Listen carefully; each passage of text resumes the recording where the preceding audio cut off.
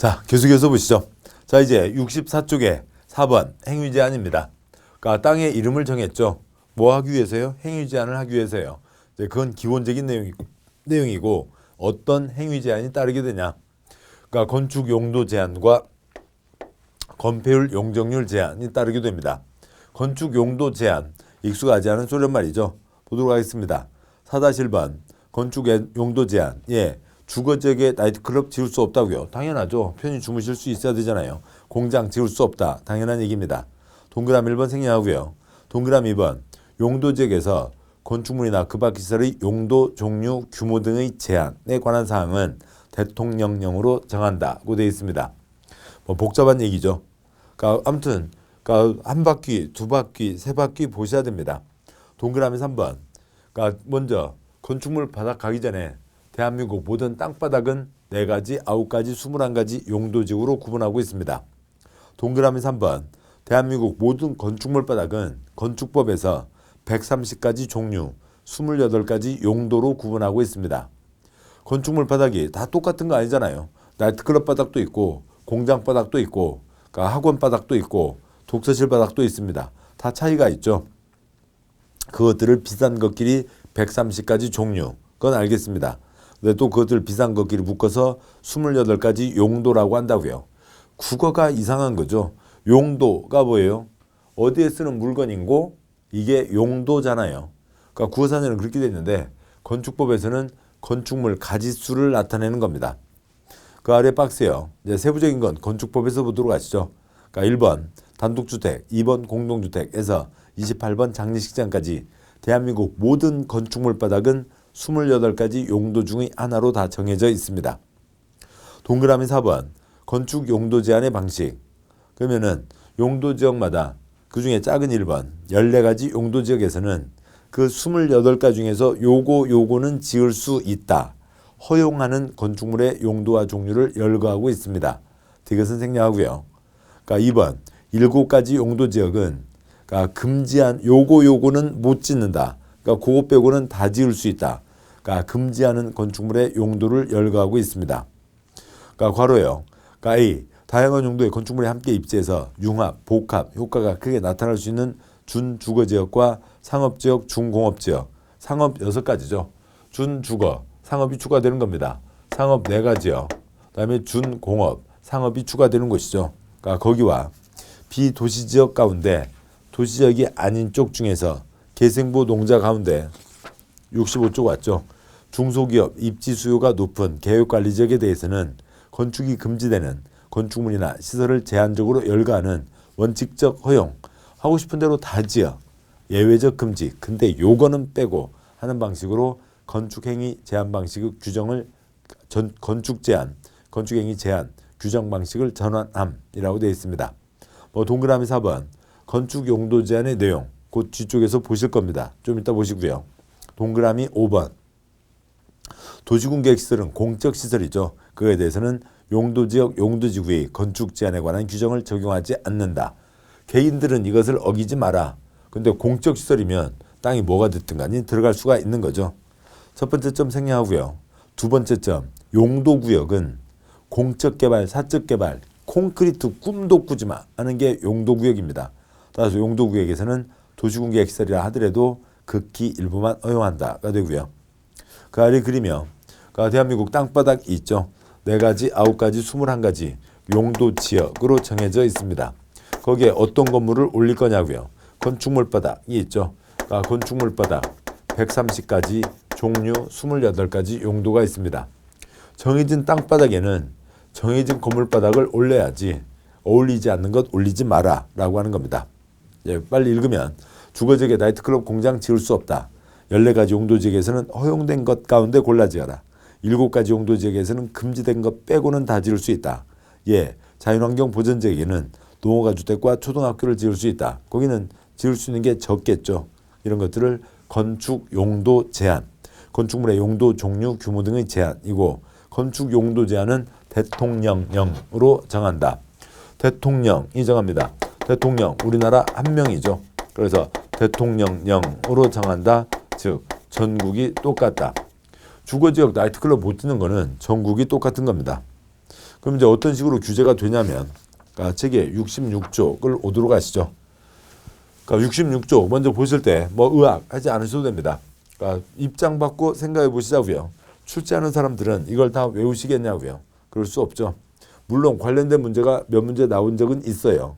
그러니까 앞에 보시면 65쪽에 넷째 줄에 동그라미 4번 5문제가 나온 적은 있지만 이걸 다 외워야 푸는 게 아니라 용도 지역 이름을 아시면 충분히 그러니까 풀어낼 수 있는 그런 정도의 상식적인 수준의 문제들입니다. 자, 표가 복잡합니다만 그러니까 잠깐 보시자고요. 그러니까 이 표에서 그러니까 위쪽에 있는 게 용도 지역입니다. 그리고 왼쪽으로 있는 게 건축물의 용도입니다.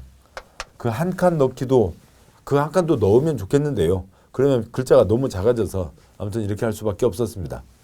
보시죠. 첫째 줄에 용도지역 4가지요. 도관농자가 있습니다. 둘째 줄에 용도지역 9가지요.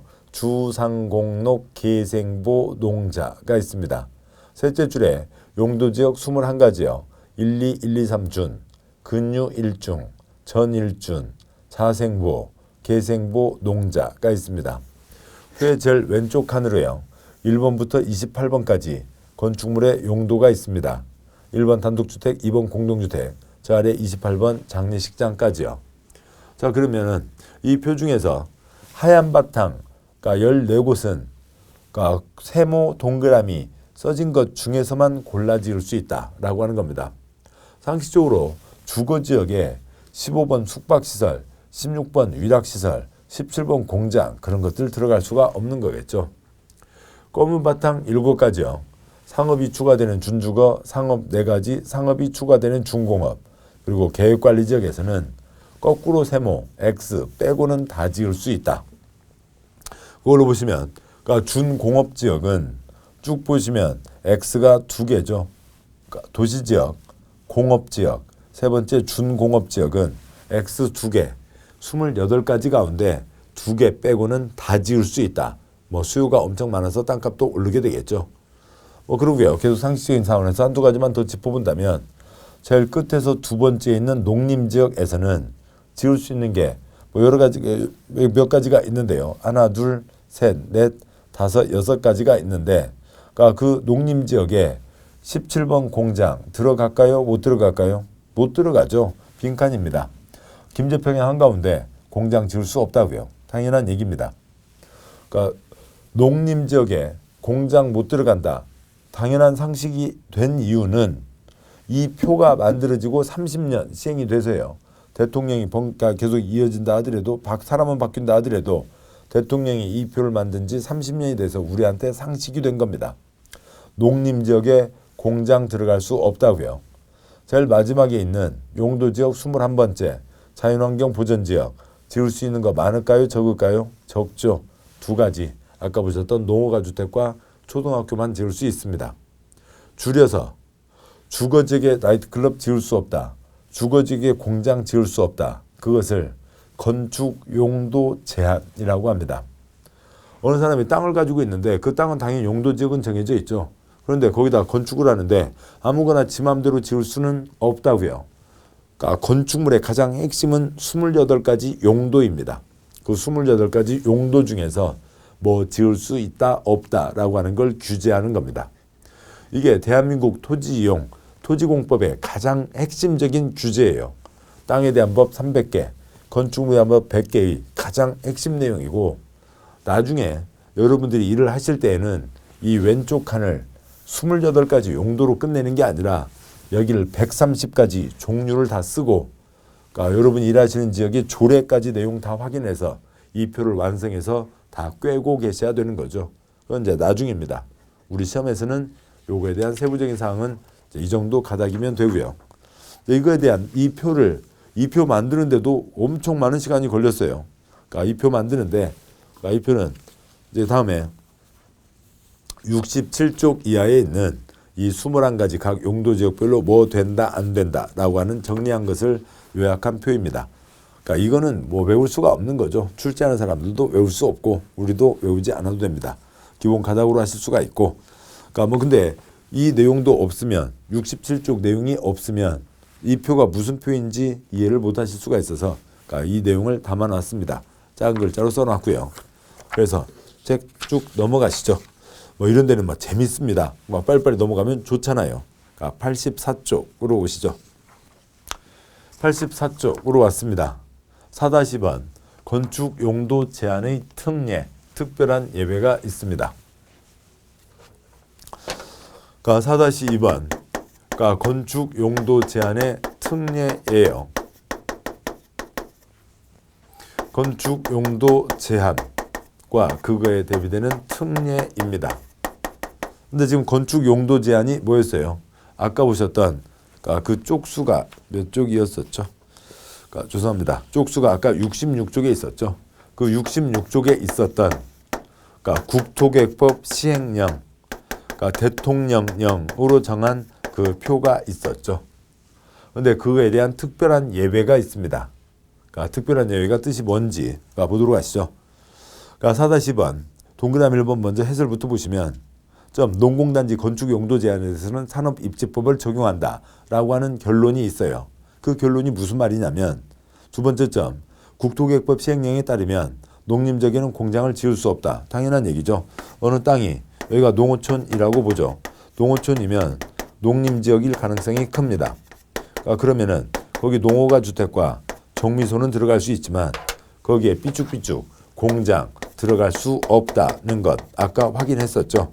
17번 공장 들어갈 수 없다. 아까 66쪽 표에 있었습니다. 세 번째 점이요. 농공단지는 농어촌 소득증대를 위해서 지정한다. 따라서 농공단지를 농림지역 위에 지정할 수 있다는 거죠. 농촌분들 소득 약하시잖아요. 그래서 소득증대를 위해서 어느 농어촌 마을에 농어촌이면 거기도 농림지역일 가능성이 큽니다. 농어촌 마을에 농림지역일 텐데요. 여기에다가 농공단지를 지정을 하는 겁니다. 그 중에 일부 땅을 정해서 여기는 농공단지. 농공단지 소득증대를 위해서 조그만 두부공장 하나, 조그만 유곽공장 하나 올리자고요. 명절 때 그 유과 부수게 드시잖아요. 찹쌀떡 기름에 튀기고 겉에 조청이나 꿀 묻히고 튀와 붙여서 이렇게 맛있게 바사삭 바사삭 먹는 유과 공장을 짓자고요. 할머니들 소득증대를 위해서 유과 공장 하나를 짓자는 겁니다. 좋은 일이요, 나쁜 일이요? 농어가 농림지역이니까 농어가 주택도 있고 정미소 있지만 유과 공장 하나 올리자고요. 좋은 일이죠. 뭐 할머님들 마을회관에 모여서 계속 하루 종일 텔레비전 그것도 젊은 애들 또 그 재벌집 시어머니가 며느리 잡는 그 드라마만 계속 보는 것도 재미가 없잖아요. 같이 모여서 일도 하시고 그 도시에 팔고 그 소득도 생기고 손주들 오면 용돈이라도 얼마 주시고 얼마나 기분 좋겠어요. 물론 유곽공장 만든다고 해서 다 잘 팔리는 건 아니죠. 만들었어도 광고가 돼야 되잖아요. 6시 내 고향 한 3번 정도는 나와야 잘 팔립니다. 그럼 이제 유곽공장 만들면 이제 6시 내 고향 이제 취재팀 불러서요. 이제 할머니들 한 3분이 서시겠죠. 가운데요. 그래도 말씀 잘하시는 할머니가 쓰시고 3분 다 작업복 입고 그다음에 고무장갑, 고무장화 신고 그다음에 머리에 수건 두르시고요. 그리고 이제 가운데 할머니가 서울 사람들 우리 맛있는 깨끗한 물, 깨끗한 쌀로 맛있는 유가 만들었으니까 많이 사가세요. 그러면 옆에 할머니도 사가세요 하고요. 그렇게 해서 6시 내 고향 몇 번 나오면은 좀 팔리게 될 겁니다. 좋은 일이요, 나쁜 일이요? 좋은 일이죠. 좋은 일입니다. 근데 좋은 일인데 지금 이게 무슨 상황이냐고요. 농림지역에는 국토계획법 시행령에 따르면 공장을 짓는다고요? 못 짓는다고요? 못 짓게 돼 있죠. 그런데 농림지역인데 뭘 지정을 해서 농공단지를 지정해서 공장이 들어섰잖아요. 이 노란 땅 농공단지에서는 무슨 법을 적용하지 않고 국토계획법 시행령을 적용하지 않고 공장이 들어간 겁니다. 이건 이 자체로는 특별한 일인 거죠. 할머니들한테는 좋은 일이고 6시 내 고향 모습 보면서 흐뭇하고 잔잔한 미소를 지을 수 있게 하는 화면이긴 하지만 장면이긴 하지만 법으로 따지면 이 땅에서는 대한민국 토지공법의 가장 핵심인 국토계획법을 적용하지 않고 농공단지에서는 공장을 지을 수 있게 하는 겁니다. 그러면 농공단지 지정에 대한 법이 무슨 법이냐면 이게 산업입지법이에요. 그래서 산업입지법에 따라서 공장을 지을 수 있게 된 거죠. 이런 상황을 뭐라고 하냐면 농공단지에 대해서는 국토계획법 시행령을 적용하지 않고 그쪽 법, 그쪽 특별법, 그러니까 산업입지 및 개발에 관한 법률을 적용한다라고 하는 겁니다. 그러니까 이제 이쪽 취지는 다 이런 거죠.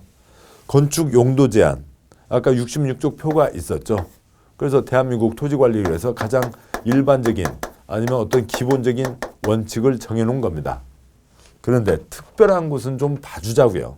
특별한 곳은 특별법을 적용해서 거기서 좀 거기는 이러저러한 혜택을 좀 주자라고 하는 거죠. 그것 때문에 국가가 망가지는 거 아닙니다. 조금 혜택을 주자, 특별법을 적용한다라고 하는 이런 취지예요. 이런 취지를 바탕으로 문장을 보시자고요. 그러니까 동그라미 2번 원칙, 이제 이쪽 원칙이 아까 보셨던 거죠. 용도지역에서 건축물 급박시설의 용도 종류 규모 등의 제한에 관한 사항은 대통령령으로 정한다. 이 앞에 있었습니다. 그런데 양괄호 3번 특례. 그런데 다음 해당하는 경우에 건축 용도 제한에 대해서는 위 원칙에 불구하고, 즉 괄호 해당 용도지역, 용도지구 건축 용도 제한에 대한 국토계획법 76조부터 그 1항사항 규정을 적용하지 않고 페이지 66, 우리 책 66쪽에 있던 표를 적용하지 않고 다음 각 구에서 정하는 바에 따른다. 해당 구역에 대한 특별법을 적용한다. 1번 산업입지법에 의한 이 노란 땅, 농공단지에 대해서는 농공단지 건축 용도 제한에 대해서는 해당 용도지역, 용도지구에 대한 국토계획법 시행령 규정을 적용하지 않고 공장 못 들어간다는 것을 적용하지 않고 산업입지 및 개발에 관한 법률에서 정하는 바에 따른다. 그래서 공장도 집어넣게 해주자라고 하는 겁니다. 문장을 외울 수는 없어요. 모든 단어를 외우실 필요는 없고요. 일반 원칙을 적용하지 않고 그쪽 특별법을 적용한다. 이 취지를 이해하시면 되겠습니다. 계속 가시죠. 그러니까 2번. 그러니까 농림지역 중 3곳, 세대에서는 그쪽 특별법을 적용한다. 그러면 돼요. 3번. 자연환경보전지역 중 5곳에 대해서는 국토계획법을 적용하지 않고 그쪽 특별법을 적용한다. 4번. 취락지구는 용도지구에서 따로 정하고요. 5번. 개발진흥지구도 용도지구에서 따로 정하고 있습니다. 그러면 그러니까 2번에 대한 설명도 한 번 더 드리죠. 제일 위에 있는 2번 농림지역 중 3곳, 2-1번 농림지역 중 농업진흥지역 용도 제한에 대해서는 국토계획법 규정을 적용하지 않고 농지법에서 정하는 바에 따른다. 2-2번 농림지역 중 보전산지에 대해서는 국토계획법 규정을 적용하지 않고 산지관리법에서 정하는 바에 따른다. 2-3번 농림지역 중 초지에 대해서는 국토계획법 규정을 적용하지 않고 초지법에서 정하는 바에 따른다 라고 하는 게 있습니다. 일반 원칙을 보죠. 그러니까 국토계획법 시행령이요. 우리가 아까 책에 66쪽에 있었던 표요. 어느 땅바닥이 농림지역이라고 하죠. 그러면 농림지역에서는 여기가 애당초 뭐냐면 농업도 하고 다음에 임업도 하는 거죠. 농업, 임업을 하니까 어업이나 축산업이나 이런 것들을 다 할 수 있게 되어 있는 곳입니다. 이런 걸 이 땅에서는 이런 것을 할 수 있다라고 정해놓은 거죠. 그런데 어느 땅바닥을 보자고요. 거기가 똑같이 농림지역이긴 합니다. 농림지역이긴 한데요. 그러니까 농림지역인데 여기는 김제평야, 그러니까 농업진흥지역입니다. 그다음에요. 그러니까 여기는 그러니까 그 경기도 가평의 잣나무 단지입니다. 나무가 많으니까 농림지역이겠죠. 여기는 그러니까 대관령, 그러니까 삼양목장입니다. 꼭 어느 뭐 회사가 아니고요. 뭐 유명하잖아요. 양떼 목장이요. 그러니까 거기입니다. 자 이렇게 돼 있는데 농림지역이잖아요. 농림지역이니까 국토계획법 이걸 그대로 적용한다면 여기서 농업도 하고 임업도 하고 어업도 하고 축산업도 해야 되는데 무슨 김제평야에서 임업이요. 무슨 김제평야에서 어업을 할 거며 무슨 김제평야에서 축산업을 할 거냐고요. 여기는 뭐만 집중적으로 해도 돼요. 농업만 집중적으로 하면 되는 거죠. 여기 가평 잣나무 단지입니다. 거기서 무슨 농사를 지으며 거기서 무슨 그러니까 돼지를 키우고 무슨 물고기를 잡을 거냐고요. 여기는 임업이 주 초점이죠. 대관령 삼양목장입니다. 거기서 무슨 농사를 짓고 거기는 축산업이 초점이죠. 거기서 무슨 물고기를 키우고 무슨 나무를 키우고 그런 거 아니잖아요.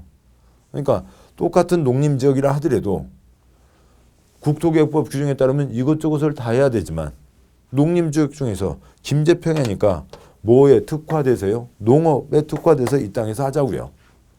농림지역인데 가평 잣나무 단지니까 임업에 초점을 두고 하자고요. 농림지역이지만 대관령 삼양목장이니까 축산업에 초점을 두고 하자는 거죠. 그래서 이걸 적용하는 게 더 어수선하잖아요. 이런 거 할 필요 없죠. 그래서 요거에 대한 특별법을 적용하겠다라고 하는 겁니다. 여기까지는 그렇게 어렵지는 않아요. 여기까지는 어렵지 않습니다. 여기까지면 됐어요. 그 내용을 이해하셨으면 됐습니다. 차라리 건축 용도 제한 66쪽 포가 있는데 그에 대한 특별한 예외가 있다면 됐죠. 여기까지면 이해하셨으면 됐고 이것을 소련말로 얘기하는 게 뭐라고요? 농림지역 중 농업진흥지역에 대해서는 이것저것 다 하는 국토개혁법 척을 적용하지 않고 그 농업에 대한 그쪽 특별법, 그러니까 농지법에서 정하는 바에 따른다. 농림지역 중 그러니까 보전산지에 대해서는 이것저것 다 하는 게 아니라 그러니까 임업에 대한 특별법, 산지관리법을 적용한다.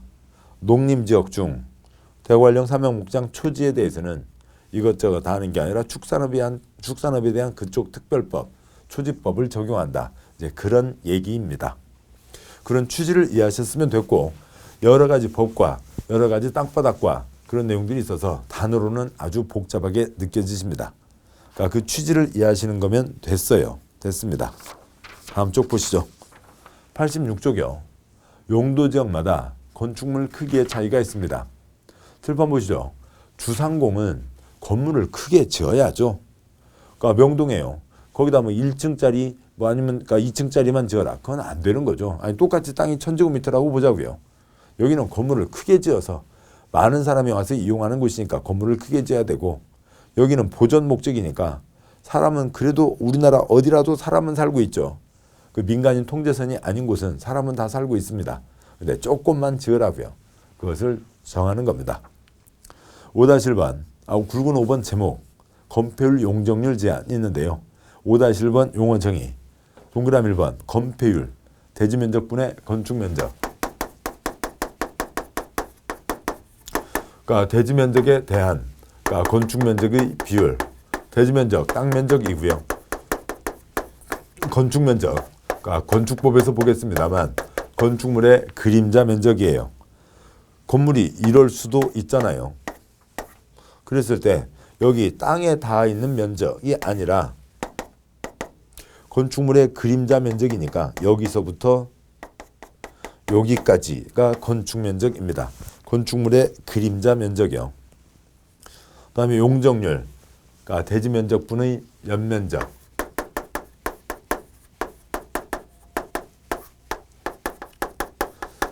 그러니까 연면적, 그러니까 바닥면적 합계를 얘기하는 겁니다. 뭐 여기에서요. 그러니까 이 건폐율, 폐자가 뭐 이렇게 우리가 일상적으로 많이 쓰는 것 아닙니다. 근데 가끔요. 향토의 비군, 국가가 부른다. 뭐 진짜 사나이, 뭐 그런 프로그램들 보면 뭐 그런 거 있잖아요. 엄폐, 은폐, 뭐 그런 거 있습니다. 그러니까 은폐, 저기 눈에 안 보이게 살짝 숨어 있다고요. 그런 게 은폐죠. 그러니까 뭔가 뒤에 숨어서 뭔가가 나를 가려서 내가 눈에 안 띄게 하는 거죠. 폐, 그러니까 감춘다 그런 겁니다. 그러니까 은폐는 숨는 거고요. 엄폐는 뭐고요? 저게 직사화기로부터 피하는 거죠. 바위 뒤에 앉아 있으면은 저기 총을 쏴도 빵빵 튀어나갈 거잖아요. 그래서 나는 계속 이제 이러고 약 올리고 있으면 저쪽에서 이제 박격포를 쏘면 이제 아유 안 됩니다. 아무튼 뭐 이제 그런 게 엄폐, 은폐. 건물이 땅을 얼마나 가리냐고요. 위에서 내려다 봤을 때 건물이 땅을 얼마나 가리냐입니다. 이것만 갖고는 계속 얘기가 복잡하고 동그라미 2번요. 대지면적 1000제곱미터, 건폐율 40%, 용적률 240%인 경우 최대를 적용하면 어떻게 되냐가 되는 거죠. 건폐율 용적률 숫자는 최종적으로 건축 허가 때 주어집니다. 건폐율 40%, 용적률 240%. 더 설명 가기 전에요. 우선 하나요. 이거 갖고 시험 문제가 4문제가 나왔습니다. 딱 이렇게요. 건폐율 40%, 용적률 240%, 최대를 적용하면 얼마를 지을 수 있는가? 몇 배예요? 6배. 6층 이하 X예요. 6층 이상입니다. 그냥 이 문제로만 4문제가 나왔어요. 50%, 200%면 4배죠. 4층 이상. 그러니까 30%, 그러니까 60%, 300% 5배죠. 5층 이상입니다. 그렇게 가는데 왜 저런 결과가 나오냐고요. 자, 보시면 그러니까 땅 면적이 1000이라고 치죠. 그러면 40%니까 400까지. 그러니까 땅 면적이 1000이라고 했으니까 240%니까 2.4배, 2400까지 지을 수가 있죠. 주어진 숫자를 초과할 수는 없어요. 근데 돈이 좀 모자라서 조금 작게 지을 수는 있습니다. 그러니까 조금 작게 지을 수도 있고, 또 아니면 건물주께서 돈을 다 모아놨는데 딸내미가 발랄해서 갑자기 시집 간다고 돈을 다 들고 가는 바람에 돈이 한 푼도 없으면 건물을 못 지을 수도 있죠. 그렇지만 그건 우리 시험에는 안 나와요. 우리 시험에 갑이 건축허가를 40%, 240%로 받았는데 갑의 딸내미가 발랄해서 갑자기 시집을 가게 됐고, 그런 얘기는 안 나온다고요. 그러면은 이 숫자를 넘지 마라. 근데 돈 없어서 조금 작게 지는 건 문제가 안 되죠. 그러니까 여기를 200으로 할 수도 있고, 이걸 2000으로 할 수도 있고, 돈 한 푼 없으면 빵으로 할 수도 있고, 여기도 빵으로 할 수도 있는 겁니다. 그런데 그런 경우는 천차만별이죠. 그러니까 여기를 1로 하고 2400으로 하면 2400층을 짓게 되는 거잖아요.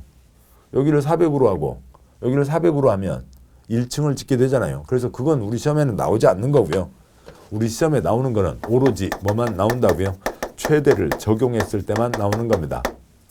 최대를 적용한다는 얘기는 뭐냐면 1000 중에 400, 돈 없어서 적게 짓는 거 빼고 400으로 지으면 2400으로 지으면 숫자를 특별히 정해주는 겁니다. 숫자를 특정했을 때 얼마를 짓게 되냐라고 하는 거죠.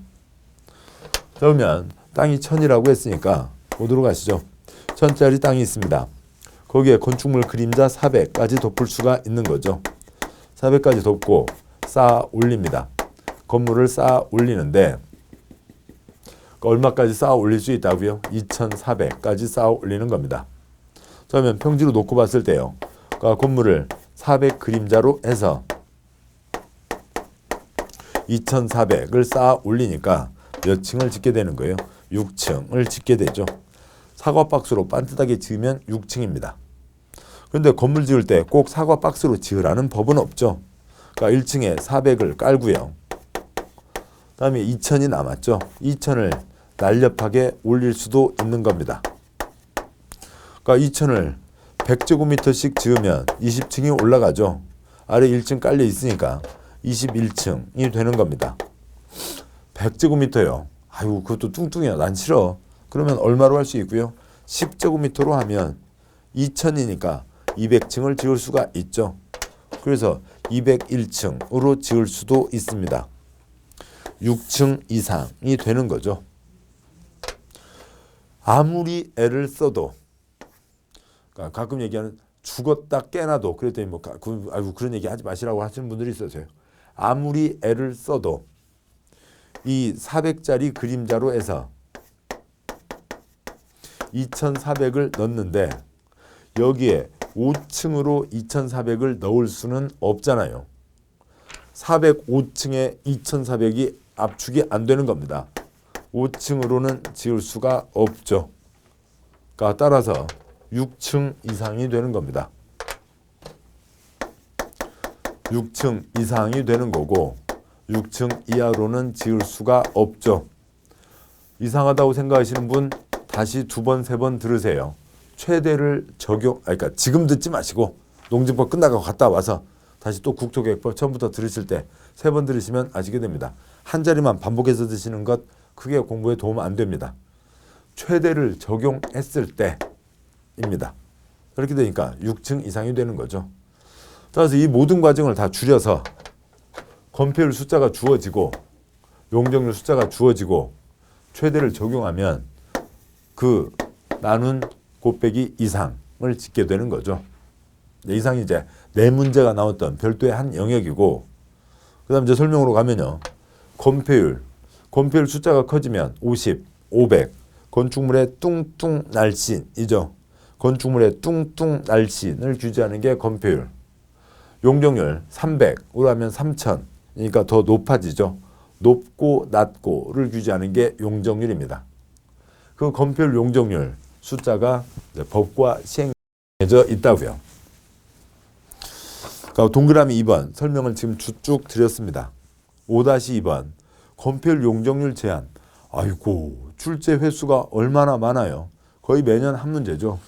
7번 보시죠. 국토계획법 12문제. 용도지역에서 2문제가 평균 나옵니다. 이름과 내용 지정의 특례에서 한 문제. 행위 제한에서 한 문제. 뭐 달라고 용도지역 제도가 있냐고요. 그런데 행위 제한에서 이건 너무 복잡하잖아요. 그러니까 여기에서 그렇게 내놓은 겁니다. 건폐율 용적률 제한에 특례가 있는데 특례에서 나온 적 한 번도 없고요. 5-10번 동그라미 1번 용도지역에서 그러니까 건폐율, 그러니까 용적률 최대 한도는 관할구역 면적, 인구 규모, 용도지역 특성을 고려해서 다음 법에서 정하는 각구의 범위에서 대통령으로 정하는 기준에 따라 특광시군의 조례로 정한다. 근데 조례로 정하는 숫자는 우리 시험 범위는 아니죠. 지방마다 다른 거니까요. 다음 쪽 보시면 그러니까 87쪽에 건폐율 용적률 숫자가 있습니다. 건폐율 우선 9가지에 대해서요.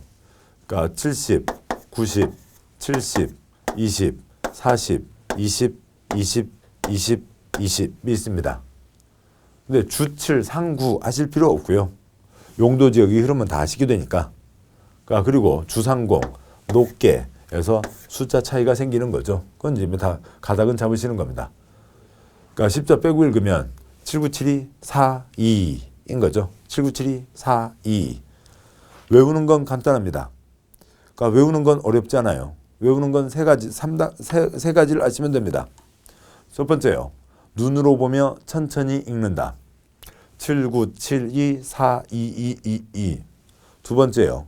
눈으로 보며 빨리 읽는다. 7972, 42, 7972, 42, 7972, 42. 세 번째요.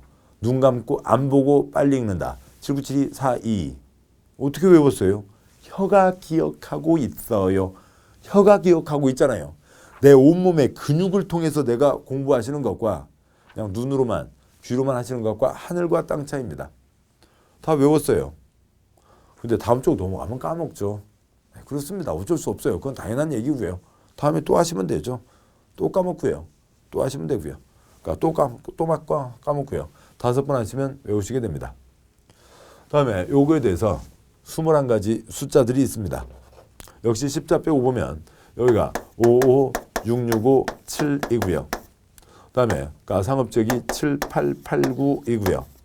다음에 공업지역은 다 70, 녹지지역 다 20입니다. 5, 6, 6, 5, 7, 7, 8, 8, 9입니다. 5 쭉쭉쭉 7 가면 5, 6, 7 편할 수도 있겠습니다만 여기가 1, 2, 3 고층이잖아요. 고층인데 뚱뚱이로 고층 올라가면 사람이 너무 많아서 생활이 불편해지는 겁니다. 5, 6, 6, 5, 7, 7, 8, 8, 9가 있고요. 그 다음에 용적률이 있습니다. 용적률은 2자리도 있고 4자리도 있으니까 어쩔 수 없네요. 그냥 그대로 가는 게 차라리 더 낫습니다.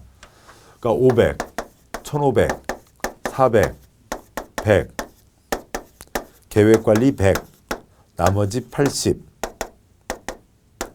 설명드린 게 아니라 이 리듬으로 외우시자고요. 또 아니면 더 좋은 방법이 있으면 제게도 알려주시고요. 500, 1500, 400, 100, 계획관리 100, 나머지 80. 혀에 붙여두시면 되는 겁니다. 다음에요. 용적률은 이 자체도 복잡하고 뒤도 좀 복잡합니다만 보시자고요.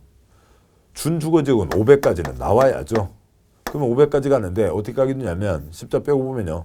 통통통통통 펄쩍 뛰게 됩니다. 100, 150, 그러니까 200, 250, 300, 500으로 뛰게 되고요. 다음에요. 그러니까 상업지역 벌쩍벌쩍 뛰게 됩니다. 그러니까 900, 1100, 1300, 1500으로 가게 되고요. 공업지역 통통 뜁니다. 그러니까 300, 350, 400으로 가게 되고요. 녹지지역 180 따로 외우셔야죠. 녹지지역 180입니다. 그래서 요거는 몇 번 반복하시면 되고 뭐 여러 가지 방법이 더 있습니다. 그래서 자주 쓰고 외우시고 쓰고 외우시고 하시다 보면 다 외우시게 되고 이것 갖고 틀리시는 분 거의 없어요. 이건 다 공짜 문제입니다. 반복만 하시면 돼요. 자, 여기까지 87쪽 보셨고 88쪽 보시면 건폐율 용적률 제한에 대한 특례가 있는데요. 한 번도 출제된 적이 없다고요. 용도지역 두 문제에서 요거 문제 내기도 바쁜데 이거에 대한 예외 간 적이 없습니다. 가시죠. 다음에 이제 89쪽 기타 세부 사항이 있습니다. 기타 사항으로 6-1번 미지정 미세분 지역의 행위 제한. 읽기 전에 먼저 간단히 보고 가시죠. 1990년대로 대한민국 모든 땅은 도간농자 이름이 다 정해져 있습니다. 그런데 바다를 매립했다고요. 중국 거 사온 땅은 없잖아요. 바다를 매립했는데 아까 그런데 지정의 특례 유탄 용도지역과 같으면 유탄 용도지역이 된다. 그런데 다르거나 둘 이상이 거쳐 있으면 이름을 붙여줘야죠. 도시군관리계획 2년 3년 걸립니다. 그때까지 어떻게 할 거냐고요. 어느 땅이 도관농자 이름이 없으면 어떻게 할 거냐. 예를 들기 편하게 하기 위해서 자연환경보호지역 1개 짓는다, 2개 짓는다, 3개 짓는다, 4개 짓는다고 보자고요.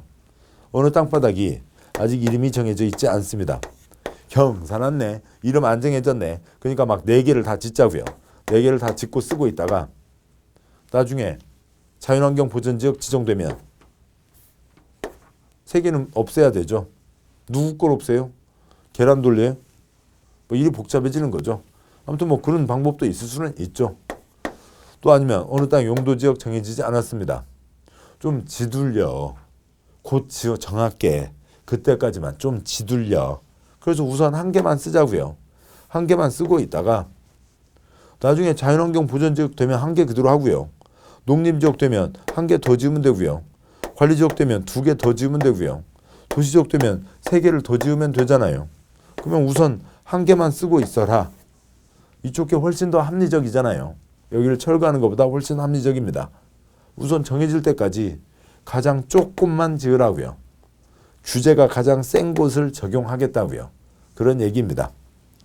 문장으로 보시죠. 칠판 이쪽 보면서요. 6-1번 미지정 미세분 지역의 행위 제한 지정 구분될 때까지 가장 규제가 강한 곳에 규정을 적용한다. 동그라미 1번 읽기 전에요. 도관농자 이름 없으면 가장 센 쪽 자연환경 보전지역. 동그라미 1번 도시지역, 관리지역, 농림지역, 자연환경 보전지역으로 용도가 지정되지 않은 지역에 대해서는 건축 용도 제한, 건폐율 제한, 용적률 제한 규정을 적용할 때 자연환경 보전지역 규정을 적용한다. 동그라미 2번 어느 땅바닥이 도시지역이라고만 되어 있고 구분이 안 되어 있으면 가장 센 녹지, 중에서도 가장 센 보전 녹지 지역 규정을 적용한다.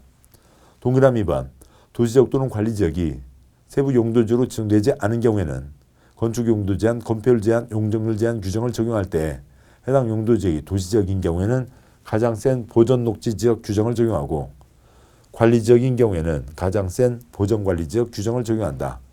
6번씩이나 나온 거지만 용도지역 흐름을 아시냐, 기본을 아시냐 그런 수준인 겁니다.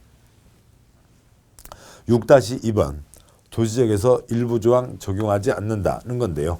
출제 횟수를 보시면 동그라미 1번 8회, 동그라미 2번 12회. 언제요? 티라노사우루스 뛰어댕길 때요. 그때 나왔던 문제들입니다. 요즘에는 거의 나오지 않는데요.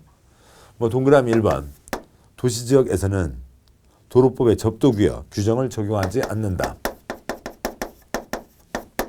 동그라미 2번 도시지역에서는 농지법에 농지취득 자격 증명 줄여서 농취증이라고 하는데요. 그 규정을 적용하지 않는다. 그 아래 박스표를 보시면 됩니다. 관농자를 예를 들어 보죠. 관농자에는 적용되는 거잖아요. 관농자에서 표에 둘째 줄이요. 접도구역은 도로 바로 옆에 몇 미터 그 정해져 있는 땅을 얘기하는 겁니다. 여기다 건물 지으면 애기들 공 갖고 놀다 1층에서 놀고 있다가 내 공주야 나가다가 차랑 부딪혀서 큰 사고 생길 수 있죠. 나중에 도로를 확장해야 되잖아요. 그래서 여기에는 건물을 지을 수가 없게 되는 겁니다. 근데 도시지역은 도로를 따라서 발전한다. 도시는 도로를 따라서 발전한다. 그리고 오지간한 데들이요. 도로에는 다 사람이 다니는 인도가 포함돼서 도로입니다. 인도 바로 옆에 건물들이 다 들어서 있잖아요. 도로 옆에 건물 짓지 마라. 말이 안 되잖아요. 그러니까 도시지역에서는 접도구역 규정을 적용하지 않습니다. 농지법의 농지취득 자격증명은 농지법에서 보실 건데요. 경자유전. 농사 짓는 사람만 농지를 소유할 수 있다. 이제 그걸 확인하는 게 농지취득 자격증명입니다. 관농자에서 논밭이 있으면 그 A 땅을 B가 살려고 하는데요. 경자유전이니까 B가 농사를 지어야 된다고요. 농사 짓는 사람만 농사 짓겠다는 사람만 농지를 살 수가 있다. 근데 도시지역에서요. 어디에 논밭이 있는데 그러니까 거기 도시지역 땅 사갖고 배추 키울 사람이 많아요? 건물 지을 사람이 많아요? 건물 지을 사람이 많죠. C 땅을 D가 사서 거기다 건물을 지을 거지 농사 지을 사람 아니라고요. 그래서 농사 지을 사람이 아니어도 살 수 있다. 농지취득 자격증명 필요 없다. 이러저러한 세부사항이 있는데 뭐 단서까지 갈 일은 아닙니다. 그냥 그 예전에 한 번씩 나왔던 그런 수준의 문제들입니다. 자, 여기까지 해서요. 용도지역 내용을 보셨네요. 용도지역 아주 중요한 거고요. 특히 4가지, 9가지, 21가지 중에서 이 9가지 주상공, 녹계, 생보농자, 주상공, 녹관농자는 꼭 혀에 붙여두셔야 되고 뻔한 경우에는 도시군관리계획 절차를 거치지 않는다. 바다, 어항, 전택삼, 관리지역 3가지가 있었습니다. 주거지역 나이트클럽 못 짓는다. 그걸 뭐라고 하고요? 그걸 소련말로 뭐라고 하냐고요? 건축 용도 제한. 용도가 뭐였고요? 건축물 바닥 28가지를 얘기하는 거죠. 특례 할머니들이요. 육아공장. 서울 사람들 우리 육아 많이 사가세요. 좋은 일이잖아요. 그 좋은 일을 그쪽 특별법 적용한다고 하는 겁니다. 건축물의 뚱뚱 날씬 건폐율, 높고 낮고 용적률이 있고요. 그 숫자들 몇 번 반복하시면 됩니다. 자, 용도지역 내용을 보셨고 큰 틀이 끝나신 겁니다. 자, 한숨 쉬시고요. 좀 쉬시고 그다음에 다음 2절 용도지구 내용을 보도록 하시죠. 수고하셨습니다.